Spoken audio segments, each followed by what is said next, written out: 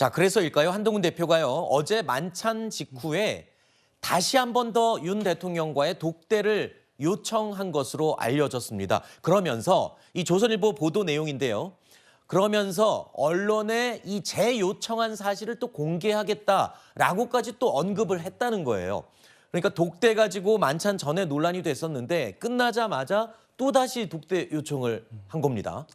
한동훈 대표 입장에서는 지난번에 독대와 관련된 논란이 불거지다 보니까 네. 이번엔 차체 이것을 방지하기 위해서 정무수석에 그런 말을 한 것으로 보여지는데요. 그렇다고 하더라도 아마 대통령실은 여기에 대해서 아마 불쾌한 감정을 보이지 않을까. 실제로 그런 보도가 나오고 있기도 하고요. 네. 보이지 않을까 싶긴 한데요. 그렇다고 하더라도 언제까지 우리가 대통령과 집권 여당 대표 간의 이런 신경전, 미묘한 신경전을 봐야 되는 겁니까? 독대란 자리는 성난 민심을 대통령에게 직접적으로 알려주고 보고하고 말씀드릴 수 있는 중요한 자리가 될 수도 있습니다. 이러한 기회를 가지는 것은 대통령 입장에서도 시중의 목소리를 듣기 위한 좋은 기회라고 할 수 있죠. 네. 이번에 한동훈 대표가 다시 한번 독대를 요청했으니 이 부분에 대해서 대통령실이 조금 더 심도 깊게 논의하고 결정을 했으면 좋겠습니다. 네. 그렇다면 이번에 두 번째 독대 요청은 성사가 될까요? 김종인 전 비대위원장은 이에 대해서 이런 입장을 밝혔습니다. 첫 번째 독대도 수용을 안 했는데 두 번째 예. 독대라고 수용하겠어요? 예. 내가 보기에는 대통령과 이 한동훈 대표 사이에 감정의 골이 굉장히 깊어진 것 같아요. 지금 우리 윤석열 대통령 생각에는 아직도 한동훈 대표가 자기가 날 검찰 때 데리고 있던 부하로 생각하지 않나. 아직도 그런 검찰 때 그런 관계를 그대로 유지하려고 하지 않나 하는 예. 이런 생각이 들어요. 당분간 독대는 어렵지 않겠냐는 관측들이 나오고 있는데요. 그래도 얘기는 해야 될 거 아닙니까? 소통은 언젠간 해야 되는데 언제쯤이나 이게 가능할지 궁금하네요.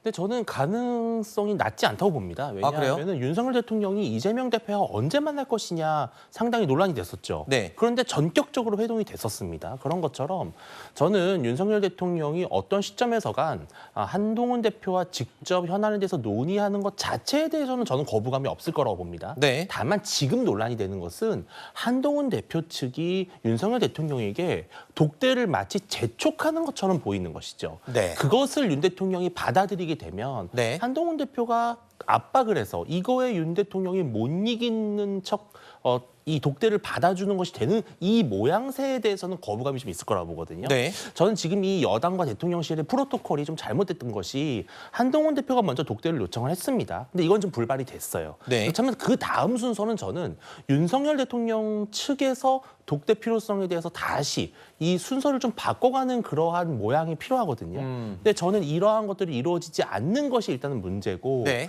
저는 여당에서 자꾸 독대에 너무 이렇게 하기보다는 어떤 방식으로 서로가 소통을 하는지에 대한 룰을 같이 정하는 것이 더 급선무다. 저는 그렇게 보입니다. 강 의원님은 어떻게 보세요? 네, 저는 곧 만나게 되지 않을까라고 생각을 그래요? 해요. 왜냐면은요, 지난달 30일에 원래 만찬을 하기로 했었는데 네. 만찬이 갑자기 미뤄지면서 추석 이후라고 이야기하니까 또 어느 분은 이제 언론에 나가서 이게 올해 추석인지 내년 추석인지도 모른다 이런 이야기가 나올 정도 아니었습니까? 그런데 추석이 지나고 정말로 만찬 자리는 바로 잡힌 상황이었었는데 독대라는 것은 어떻게 보면 한동훈 대표가 현재 대통령께 따로 드리고 싶은 말씀이 있다라고 해서 네. 별도로 요청을 한 것이고 만찬이라는 것은 연기가 되어 있었던 것이잖아요. 그렇기 때문에 지금 독대에 대해서도 그동안 이야기가 나오지 않다가 이번에 이야기가 나왔고 그리고 현안은 지금 산적해 있는 것이 사실 아니겠습니까? 네. 지금 당장 다음 달부터 국감에 있어서도 김건희 여사 문제에 대해서도 다루겠다라고 민주당에서는 이야기를 하고 있는 상황.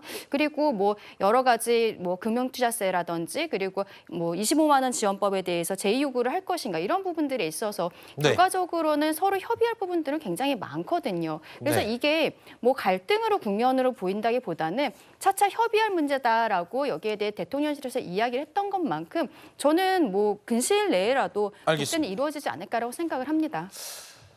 일단 독대 첫 번째는 불발, 두 번째는 어떻게 될지 지금 지켜봐야 하는 상황인데 한동훈 대표를 일관되게 비판해오는 사람이 있죠. 바로 홍준표 대구시장입니다. 이번 독대 불발과 관련해서 기자들이 질문을 했습니다. 그랬더니 홍 시장 이런 반응을 보였네요. 간단하게 말씀 좀 몇 개 묻고자 예, 끝나고 말씀하시는 거예요? 그런 친구와는 같이 갈 거 없다고 하셨는데 한동훈 대표 독대 흡사되는 데도 어떻게 보세요? 그럼 나오시면서 말씀해 주시면 저희 얘기하고 있으면 될까요? 오늘 온 거는 TK 현안에 대해서, 대구 현안에 대해서 정책 협의회하고 왔습니다. 자, 홍준표 대구시장은 본인의 SNS에 이런 글까지 올렸습니다. 그 친구가 화양 연화를 구가하고 있을 때 우리는 지옥에서 고통받고 있었다. 나는 그런 친구를 도저히 수용할 수가 없다. 이렇게까지 강하게 비판을 했습니다. 당 안팎에서 쏟아지는 이 견제구 때문에 한동훈 대표, 글쎄요, 독대 논란 이후에 어깨가 점점 더 무거워지는 것 같습니다. 일단 근데 홍준표 시장의 저 말은 네. 한동훈 대표만을 향한 것이 아니라 윤석열 대통령을 향하는 것이기도 하거든요.